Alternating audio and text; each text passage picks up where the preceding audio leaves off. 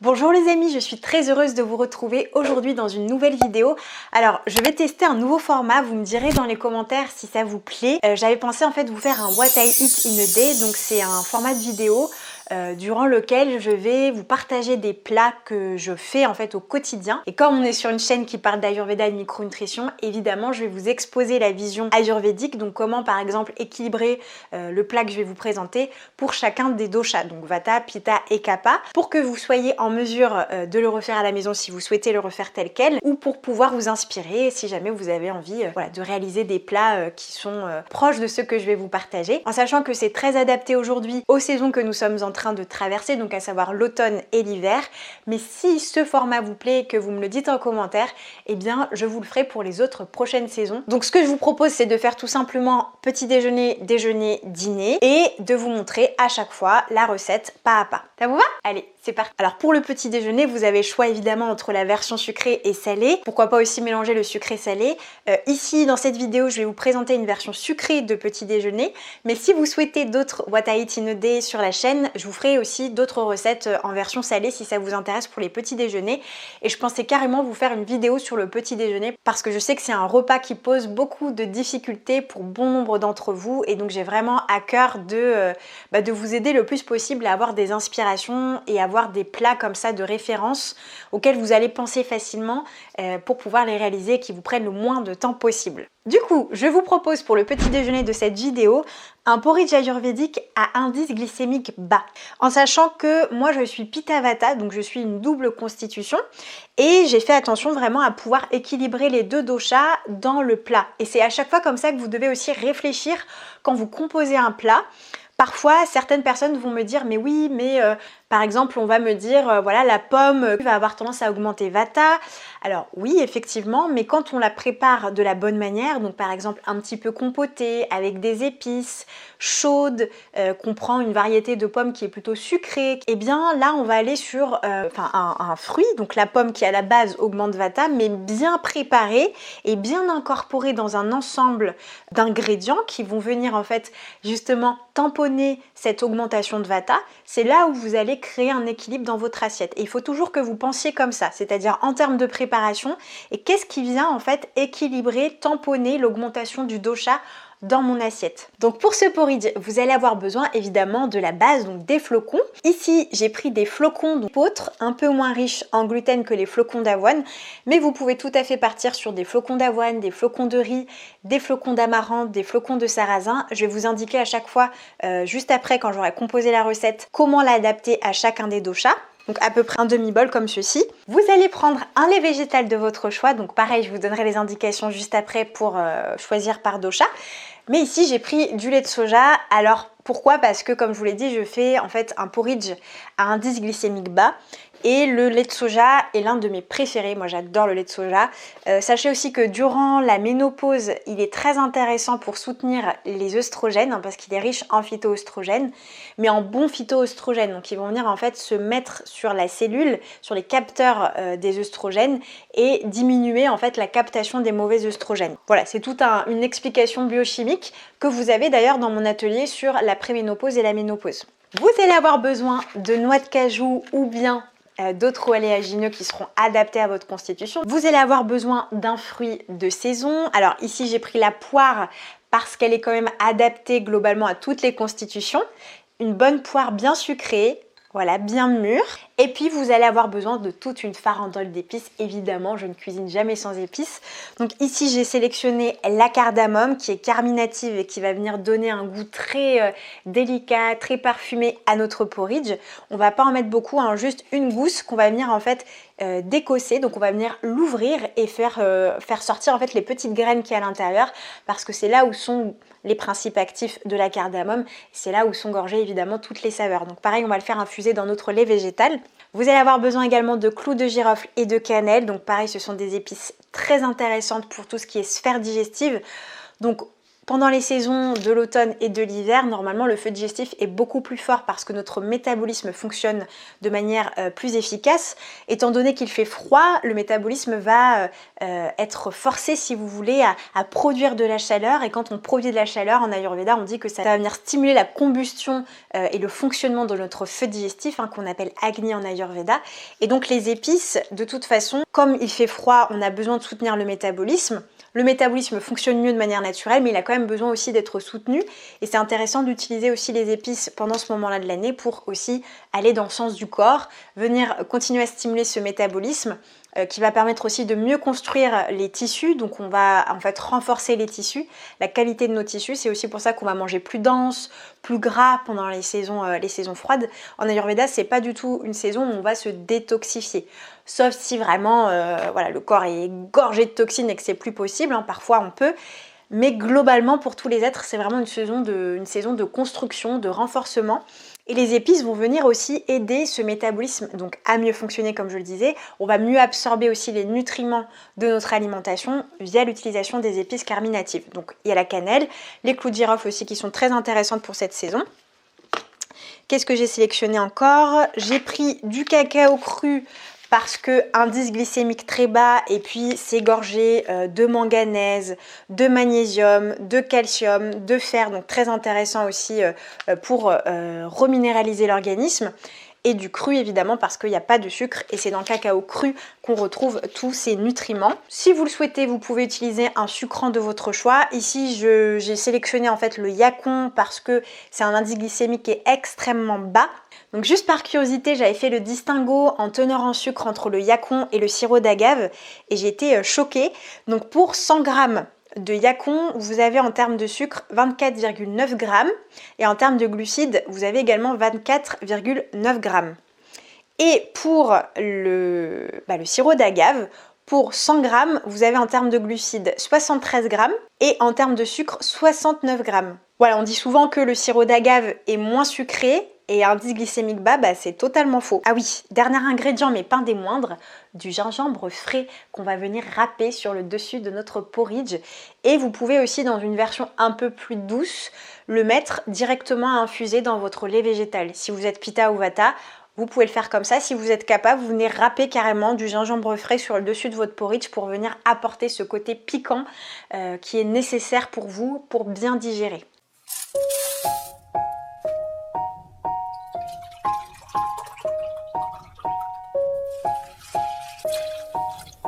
Donc là, pendant que mes flocons sont en train de cuire dans le lait, je vais tout de suite y ajouter en fait la cardamome. Et donc comme je vous le disais, pour la cardamome, vous allez en fait devoir ouvrir la petite cosse pour faire sortir les petites graines noires qui sont à l'intérieur et vous mettez ça directement dans votre lait. Je vais venir aussi y ajouter mes clous de girofle, donc j'en mets 2. Donc je vais venir ajouter ensuite ma cannelle, donc à peu près cette quantité parce que c'est quand même très fort la cannelle. Après si vous aimez en mettre plus, vous pouvez, mais j'aime bien corriger en fait quand c'est cuit, en rajouter sur le dessus. Et donc comme je vous le disais tout à l'heure, on va venir y ajouter du gingembre frais. Donc pour les Vata et les Pitta, je vous recommande de le faire cuire, de le faire un peu cuire dans votre porridge pour qu'il soit peut-être un peu moins fort en termes de goût. Et pour les Kapha, vous pouvez directement le râper sur votre porridge, donc à l'aide d'une petite râpe comme ceci, pour vraiment avoir le goût piquant de votre gingembre. Voilà, donc ici moi je vais venir le râper comme ceci.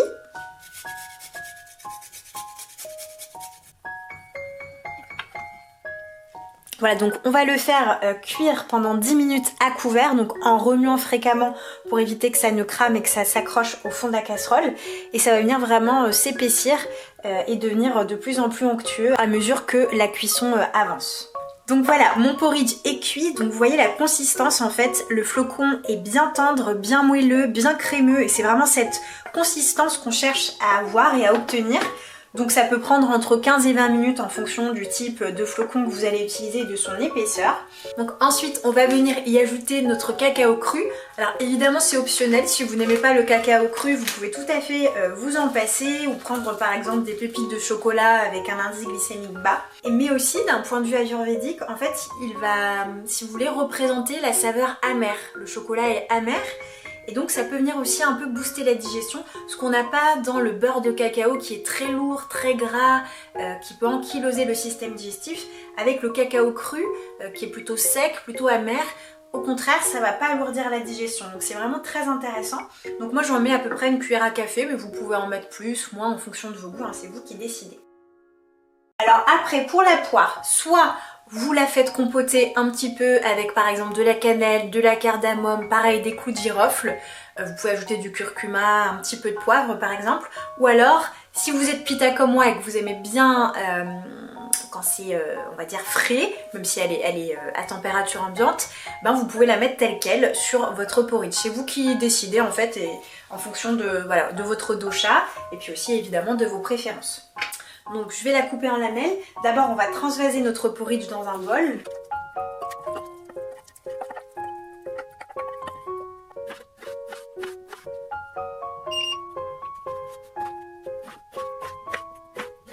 Alors ce que j'aime bien faire au préalable pour les poires, les pommes, qui peuvent bien s'y prêter d'ailleurs, d'un point de vue digestif, j'adore en fait ajouter un petit peu de jus de citron sur le dessus.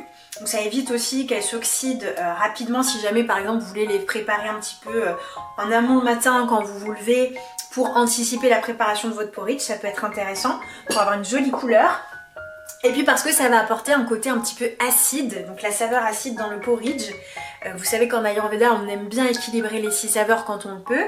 D'ailleurs j'ai oublié de dire, mais pour la saveur astringente elle n'est pas du tout présente dans ce porridge, mais vous pouvez la présenter avec du curcuma par exemple. Donc mettre un petit peu de curcuma dans votre porridge et là vous aurez la saveur astringente.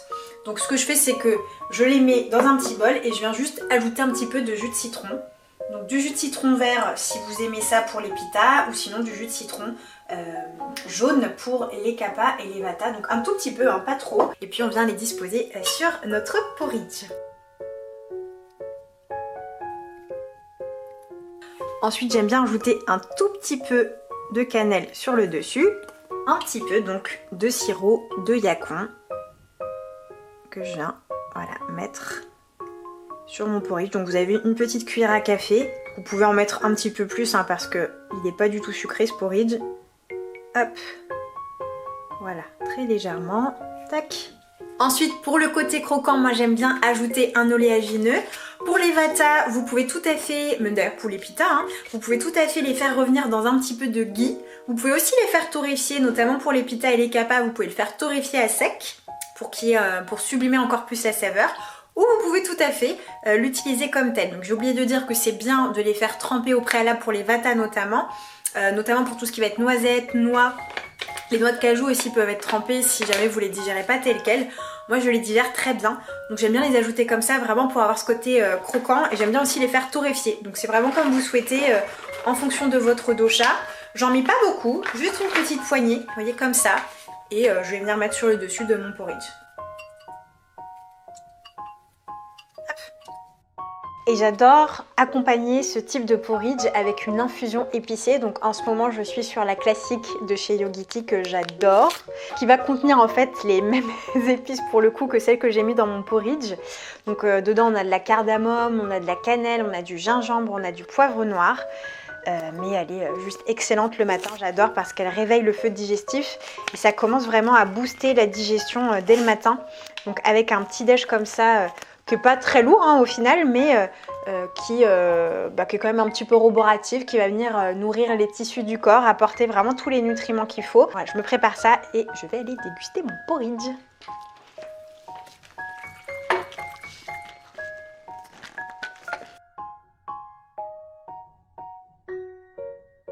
Alors maintenant, il est 12h30 et j'ai super faim en bonne pita que je suis. Donc je vous propose que nous allions cuisiner ensemble mon déjeuner. C'est une recette que je fais très souvent à la maison. Robin aussi l'adore et elle est très facile à faire, très savoureuse. Elle a aussi un très bon équilibre au niveau des ingrédients. C'est une recette qui est tridoshique, donc qui convient à toutes les constitutions ayurvédiques, et que vous pouvez faire le midi. Alors comme c'est à base de crevettes, hein, en Ayurveda vous savez, on aime bien plutôt favoriser les protéines animales le midi, là où la force digestive est la plus forte. Mais si vous digérez bien les poissons ou les crustacés comme les crevettes le soir, eh bien écoutez, vous pouvez aussi la réaliser le soir. Elle est quand même assez digeste comme recette, hein. Donc c'est en fait un dal à base de crevettes et de plein d'épices. Vous allez voir, il y a une myriade d'épices qui permet justement d'optimiser la digestion. Donc elle est très idéale pour les saisons froides actuellement. Et elle vous réchauffera et vous permettra donc d'avoir cette onctuosité, ce côté voilà, très réconfortant qu'on recherche à travers les dalles aussi, à cette saison de l'année. C'est parti, je vais vous montrer les ingrédients. Du coup, je vais vous présenter tous les ingrédients dont on va avoir besoin pour cette recette. Donc vous allez avoir besoin de 500 g de crevettes, d'un peu de jus de citron, donc soit vous le prenez comme moi dans une bouteille en verre, soit frais, d'un peu de sauce tomate, de 100 ml de crème de coco, de lait de coco, ou de crème de coco comme vous préférez, d'un oignon qu'on va émincer, de 3 gousses d'ail. Vous allez avoir besoin de coriandre fraîche, donc d'un bouquet de coriandre fraîche, d'un bon centimètre de gingembre frais qu'on va venir râper sur le dessus de notre curry, d'épinards en branches, donc soit vous les prenez frais évidemment, soit vous les prenez comme moi surgelés, mais c'est très bien hein, puisque ça conserve toutes les vitamines. Et vous allez avoir besoin donc de 250 g de lentilles corail. Alors là, la petite astuce, c'est que je suis venue en fait les faire tremper 2-3 heures pour les rendre encore plus digestes. Donc en fait, elles vont libérer toute l'acide phytique qu'elles contiennent et vous allez voir qu'il y a une mousse blanchâtre qui va apparaître en fait sur la surface de vos lentilles corail. Donc il faudra bien les rincer plusieurs fois jusqu'à ce que ça disparaisse. Mais vous verrez qu'en les faisant tremper, vous allez, même si l'eau est claire quand vous les faites rincer, en les faisant tremper, ça va faire encore plus ressortir les antinutriments. Donc c'est très intéressant d'un point de vue digestif si vous avez une sensibilité digestive. Donc je pense notamment au Vata et aussi au Kapha, et si vous souhaitez aussi qu'elles cuisent beaucoup plus vite. Donc ça permet d'avoir un gain de temps aussi pour les dalles et les currys. Ça permet vraiment d'avoir une cuisson qui est beaucoup plus rapide au niveau des lentilles. Donc c'est intéressant pour le gain de temps que ça procure. En sachant que la lentille corail en Ayurveda, c'est une légumineuse qui est assez douce. C'est pas forcément tridoshique dans le sens où les Vata peuvent avoir un petit peu du mal à les digérer parce que c'est pas comme les lentilles jaunes qui elles sont tridoshiques, mais néanmoins elles conviennent beaucoup plus que les lentilles vertes. Donc elles peuvent moins provoquer de ballonnement, de gaz, de douleurs digestives. Et avec toutes les épices que l'on va mettre dans cette recette, vous verrez aussi que ça permet de booster Agni, donc le fait digestif. Pour les pitas, les lentilles corail, c'est magnifique, les Kapha aussi. Mais à voir bien sûr en fonction de votre sensibilité digestive. Sinon vous pouvez les remplacer par les lentilles jaunes. On peut trouver aussi en magasin bio. Donc au niveau des épices, comme vous le voyez, on en a une bonne palanquée. Donc vous allez avoir besoin d'une cuillère à soupe de graines de coriandre. J'aime bien aussi rajouter de la coriandre moulue à la toute fin de la cuisson pour venir aussi un peu pimper notre curry. 2 graines de moutarde, donc pareil une cuillère à soupe. Une cuillère à soupe également de curry doux. J'y ajoute évidemment de la saffétida, donc là c'est de la saffétida couplée à du fenugrec. Je vous mettrai en fait le lien de l'endroit où je le trouve, où je le commande en ligne. Et ça c'est vraiment une épice indispensable quand vous faites un dal ou tout autre plat à base de légumineuses pour aider à digérer. J'y ajoute un petit peu d'origan pour la digestion aussi, des graines de cumin, un peu de garam masala, donc pareil une cuillère à soupe, un peu de poivre et j'y ajoute un petit peu de sel de Guérande, donc à l'ortie. Ça c'est intéressant aussi en termes de reminéralisation, c'est un reminéralisant doux. Alors pour commencer, on va déjà réaliser notre vagar. Vous savez, c'est une technique ayurvédique qui permet de faire chauffer, de préparer nos épices pour qu'elles commencent en fait à libérer leurs arômes et leurs principes actifs dans le gras. En général, c'est le ghee qui est un médiateur et qui permet de bien capter les principes actifs des épices et ensuite de bien les absorber dans nos tissus. Mais pour cette recette, je vais utiliser en fait de l'huile de coco. Donc pour les personnes Kapha, c'est pas forcément la meilleure huile pour vous. Vous pouvez partir par exemple sur de l'huile de moutarde qu'on utilise énormément en Inde pour faire des dalles. Sinon, vous pouvez partir sur de l'huile d'olive pressée à froid évidemment, de l'huile de pépins de raisin aussi qui peut être intéressante. Alors, chose que je voulais vous spécifier sur l'huile de cuisson qui est très intéressant aussi à savoir. Donc ici, évidemment, j'ai pris de l'huile de coco de première pression à froid, voilà, comme ceci que j'ai trouvé chez La Vie Claire. Et l'huile de coco, c'est vraiment une matière grasse qui est très intéressante pour les personnes qui ont du diabète et du prédiabète. Et en fait, l'huile de coco, elle contient des triglycérides à chaîne moyenne qui vont permettre en fait d'améliorer la sensibilité à l'insuline. Donc ça va améliorer en fait la synthèse de l'insuline. Et autre fait intéressant sur l'huile de coco, c'est qu'elle a un point de fumée assez haut puisqu'elle va jusqu'à 230 degrés.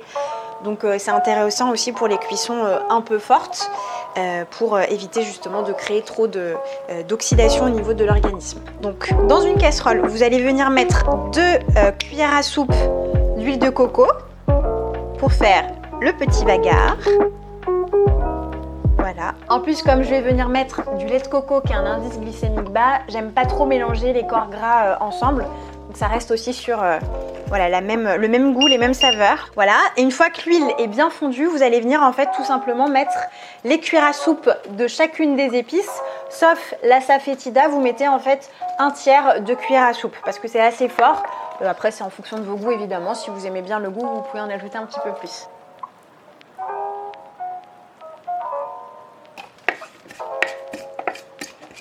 Donc à ce stade-là, on met seulement les graines d'épices parce que les poudres, on va vraiment les mettre entre le milieu de cuisson et la fin de cuisson pour conserver toutes les propriétés de nos épices, tous les principes actifs. Dites-vous, c'est ce que je répète souvent, plus ça sent bon quand vous cuisinez, plus les principes actifs sont finalement volatilisés. J'ajoute également mon ail que j'ai coupé en petites rondelles fines comme ceci et on va laisser cuire. Je vais augmenter un petit peu mon feu et on va laisser, faut pas que ça soit à feu trop fort, hein, donc à feu moyen à peu près. On va laisser venir chanter nos graines avec l'ail. Voilà, donc une fois que votre bagarre est prêt, vous pouvez y ajouter votre oignon que vous avez donc émincé.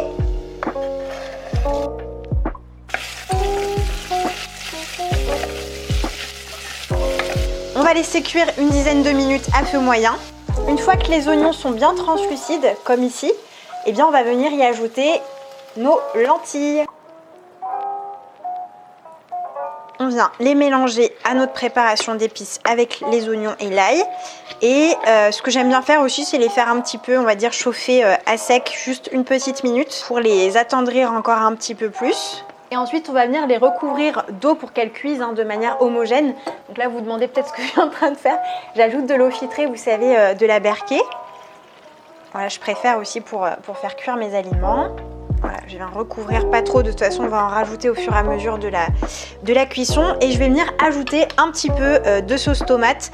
Donc pareil, c'est l'équivalent de 2 cuillères à soupe, mais vous pouvez tout à fait en ajouter un peu plus si vous souhaitez. C'est pour que ça donne aussi une jolie couleur. Vous voyez, j'ai bien recouvert avec l'eau et un peu de sauce tomate. Et je vais venir laisser cuire un quart d'heure en mettant un couvercle sur le dessus pour que la cuisson se fasse encore plus rapidement. Alors du coup là nous sommes à mi-cuisson, c'est-à-dire que toutes les lentilles n'ont pas encore terminé de cuire. Il y a une partie qui est un petit peu cuite et on le voit en fait à la couleur tout simplement. Plus ça va être un blanc, on va dire un peu plus fade, plus elle va perdre en couleur orangée et plus elle va être cuite, la lentille corail. C'est vraiment à ce moment-là qu'on va venir mettre nos poudres d'épices pour garder vraiment les saveurs, les arômes de nos épices et puis bien sûr leur principe actif le plus possible. Donc je vais venir y ajouter, pareil comme pour les graines d'épices, une bonne cuillère à soupe de curry. Je vais y ajouter ma cuillère à soupe de garam masala. Je vais ajouter mon origan. La fameuse asafetida. En général, je mets directement dans la main pour bien doser en termes de quantité, parce qu'avec l'habitude, maintenant je sais à peu près ce qu'il me faut.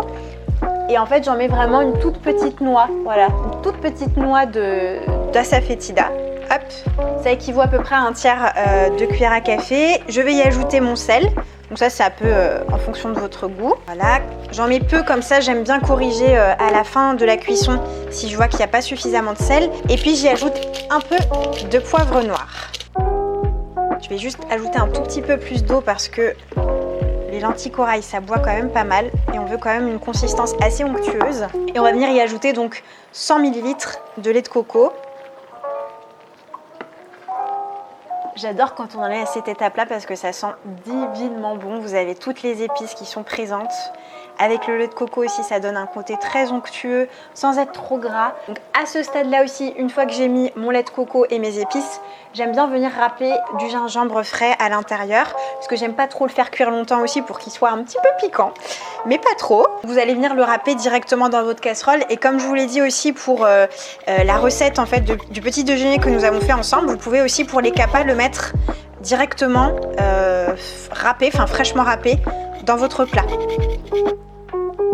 Et je vais venir donc y mettre les épinards, soit congelés, soit frais.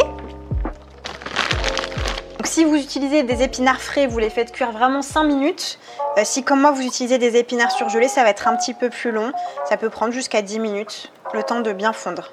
Donc voilà, mes épinards ont bien fondu, sont terminés de cuire et je vais y ajouter du coup les crevettes pour les faire chauffer et qu'elles puissent s'imprégner aussi des saveurs, mais pas trop longtemps parce qu'elles sont déjà cuites, hein. Donc je vais ajouter aussi un peu de coriandre en poudre. Ça, j'évite de la faire trop chauffer parce que je trouve que sinon elle perd tout son goût. Regardez-moi ça, comme ça a l'air gourmand et savoureux. Donc ça y est, c'est prêt. On va pouvoir venir dresser notre assiette. Je vais ajouter sur le dessus donc un peu de coriandre fraîche. Alors la petite astuce évidemment, c'est de toujours ciseler votre coriandre parce que c'est ce qui va faire ressortir tous les arômes et tous les saveurs de votre coriandre. Donc j'en mets un peu, enfin j'en mets un peu beaucoup parce que j'adore ça. Et je vais venir mettre sur le dessus un peu de jus de citron. Donc pareil, hein, en fonction de votre goût, si vous préférez plus ou moins acide. Et voilà, il n'y a plus qu'à vous régaler. Et ça, c'est vraiment l'un de mes plats préférés pour l'automne et l'hiver. Donc pour ce soir, je vous propose que nous concoctions ensemble un velouté de brocoli au tofu soyeux et aux épices. Et je vais venir y mettre sur le dessus une chose que j'adore. Ce sont des petites chips de pois chiches au paprika. Pour réaliser notre velouté, vous allez avoir besoin de 300 g de tofu soyeux. Donc le tofu soyeux, c'est juste délicieux. Ça permet vraiment de concocter aussi par exemple des gâteaux avec, en remplaçant en fait les produits laitiers si vous voulez pas mettre de crème ou ne pas mettre une crème qui est trop forte comme la crème d'avoine ou encore par exemple la crème de coco. Le tofu soyeux c'est assez neutre en termes de goût, donc c'est très intéressant pour avoir une neutralité finalement dans les préparations. Donc vous allez avoir besoin de 300 g de brocoli. Alors pour les épices, moi je vais utiliser un mélange ayurvédique qu'on appelle Lingvashtak. Vous n'êtes pas obligé de le prendre si vous n'en avez pas, c'est pas grave du tout, mais je vous le présente parce que c'est très intéressant. Et en fait c'est un mélange qu'on donne pour les troubles de Vata, pour les déséquilibres Vata. Comme c'est une recette qui contient du pois chiche et du brocoli, eh bien j'aime bien en mettre pour voilà, maintenir mon Vata équilibré. Et dedans vous allez retrouver du gingembre, du poivre noir, du poivre long qu'on appelle le pipali. Vous allez retrouver du sel rose de l'Himalaya, du cumin et de la safetida. Je rajoute un petit peu de coriandre moulu. Je vais y ajouter un peu de curcuma. Donc comme il y a du poivre noir et du poivre long dans Lingvashtak, j'ai pas besoin de rajouter de poivre. Et un tout petit peu de cumin en plus pour rajouter aussi du goût et avoir le goût un peu plus prononcé de mon cumin. Et puis toujours mon petit sel à l'ortie, mais vous pouvez évidemment le remplacer par n'importe quel sel. J'ai oublié de vous préciser que ça sera une cuillère à café de chacune de ces épices que je viens de vous présenter. Ensuite, pour les chips de pois chiches, on va juste prendre des pois chiches, donc cuits de préférence ou pré-cuits. Ici pareil, je les achète surgelés chez Picard, mais vous pouvez tout à fait les prendre en boîte par exemple. On va juste les faire torréfier un petit peu au four avec du paprika fumé. Ça c'est délicieux avec les pois chiches. J'y ajoute aussi un peu de sel et puis évidemment de l'huile d'olive de bonne qualité que vous allez pouvoir donc mettre sur le dessus des pois chiches. D'ailleurs on va commencer par ça parce que ça prend un tout petit peu de temps à cuire. Donc vous venez préchauffer votre four à 190 degrés. Donc je vais ajouter un peu d'huile d'olive. Voilà. Un peu de paprika fumé histoire de bien recouvrir les pois chiches. Et un peu de sel. Je viens donc bien mélanger le tout. Voilà, je vais les faire cuire environ 15 à 20 minutes. Plus vous allez les faire cuire évidemment, plus ça sera croquant, mais plus ça sera sec. Du coup, en attendant la cuisson des pois chiches, j'ai commencé donc à préparer ma cuve pour cuire à la vapeur mes brocolis. Donc je le fais en fait au vitaliseur de Marion, ce qui permet d'avoir une cuisson de qualité et rapide. Donc je vais venir mettre tous mes brocolis. Et je vais venir donc les faire cuire une dizaine de minutes environ à la vapeur. Alors je viens de sortir les pois chiches du four parce qu'ils sont déjà cuits. Maintenant on va venir en fait préparer notre velouté. Donc vous allez avoir besoin d'un mixeur. J'ai déjà préparé les épices que je vous ai présentées juste avant. Donc je les ai mis dans une petite coupelle pour que ça soit plus simple à mettre à l'intérieur de mon mixeur. Donc on va venir mettre nos brocolis. Et donc on va venir y ajouter notre tofu soyeux.